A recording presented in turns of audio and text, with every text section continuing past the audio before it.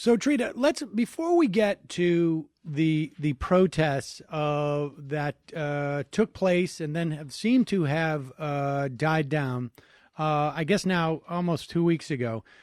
Just give us a sense of because I don't think we hear very much about Iran and about the structure of politics there, to the extent that Iran gets any type of interest or recognition on in the media.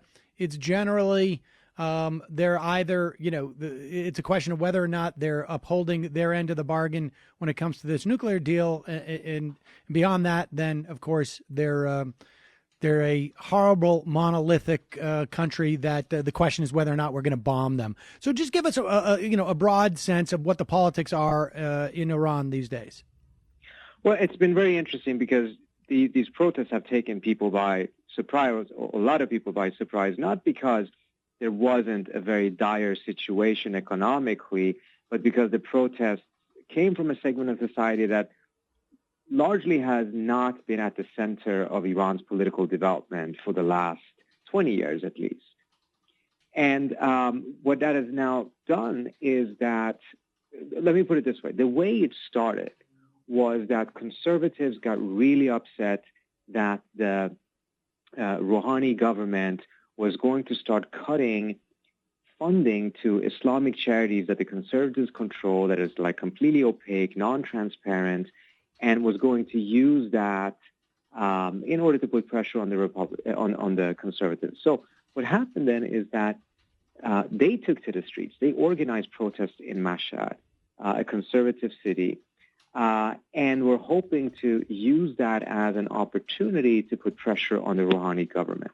It completely backfired because ordinary people that were very frustrated economically took to the streets to show their discontent with the entire system, not just with Rouhani, but with the conservatives and the entire establishment.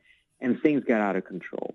The Rouhani government then believed that the conservatives broke a rule, that they crossed a red line in which they took their fight between each other to the streets.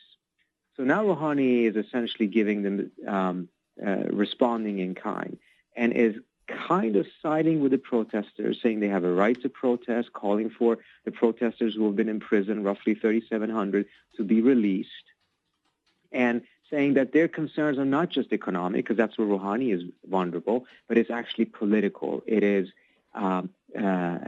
social frustrations that they have. That's where the conservatives are vulnerable. And what's interesting with all of this is that it shows that some of the discipline within the government and within the ruling elite has started to fall apart, because they're willing to use street protests against each other, even if it risks the entire survival, or at least the perception of the survivability of the regime. It also shows that the protesters had leverage, because they forced the country to have a conversation, forced the elite to have a conversation that they otherwise would not. It's fascinating that we're talking about mass protests that were, I guess, participated in by multiple people with very, very different agendas. Is that what we're to understand? Yeah, because everyone is frustrated more or less in Iran because of the economic situation and because of the political restrictions and suppression. But this was not an organized thing. This was not led by a specific individual or group of individuals that had leadership, etc.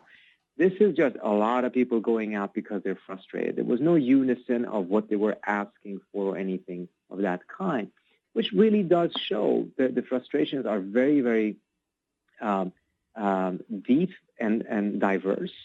But there has not been any organization that has managed to channel these frustrations and translate them into a political agenda with specific political demands. Is there how much of an opportunity is there for something like that to occur in a country like Iran? Like, if that was to, if someone was to arise to lead some type of political movement? I mean, is Iran open enough that someone could do that organically? Would it have to be someone who is already in a position of power who sort of suddenly moves towards a slightly different position in terms of their perspective on society to organize something like that? I mean, where could that type of leadership come from? There are protests in Iran, and there are those that are protesting that are outside of the system. The labor movement and others, for economic reasons, have been protesting for quite some time. But the government has a pretty strict control of these things, so it never really manages to grow to something big. And particularly if they start seeing that movements of this kind starts to develop a strong leadership, and that actually it starts becoming a much more potent threat to the government, that's when you definitely see the government clamping down.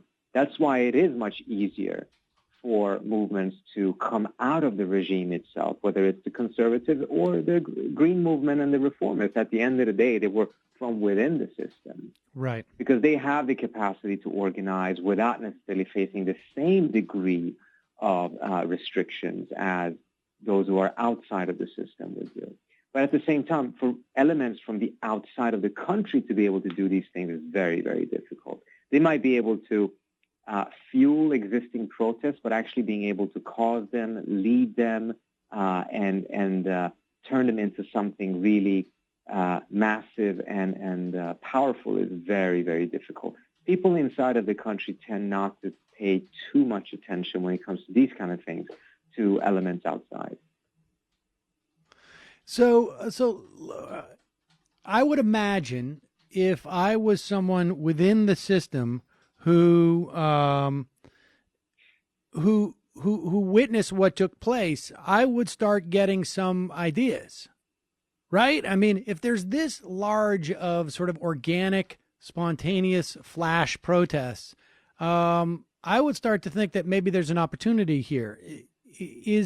Are there individuals that you are aware of, or that is widely aware of, or that people speculate about within the Iranian government who may have looked at what just took place and said, there's a lot of energy there. Maybe I can harness it to do X?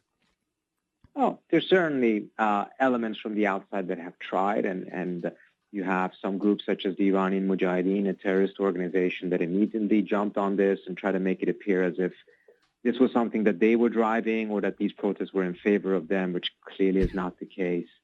There's also been a few individuals on the outside, one gentleman in California that has been sending messages into the country. He does have a big following on an app called Telegram that is very popular in Iran, in which he has been encouraging the use of violence and encouraging people to burn down banks, mosques, use Molotov cocktails, etc. That's part of the reason why Telegram, which is a Russian-developed app, actually closed down his account, precisely because he was inciting violence. But I'm still not convinced that those elements on the outside are driving things. Will they have some degree of influence? Probably yes. But the bottom line is that people are frustrated in Iran for a variety of reasons, and they had expectations that things would be getting better after the nuclear deal, and economically things have not gotten much better. And there's that particular disappointment you have when not only things are bad, but you actually expected things to get much, much better, and that did not happen. Right. That kind of dissonance between expectations and reality is, I think, sort of classically where you see mass protests and sometimes exactly. Revolutions. All right. Well, we got to take a quick break. When we return, I want to talk more broadly about the implications of those protests on the nuclear deal, where we are on the nuclear deal, and get a sense of what's happening in this country relative to that deal as well. Trita Parsi will be right back. I'm Sam Seder. This is Ring of Fire Radio.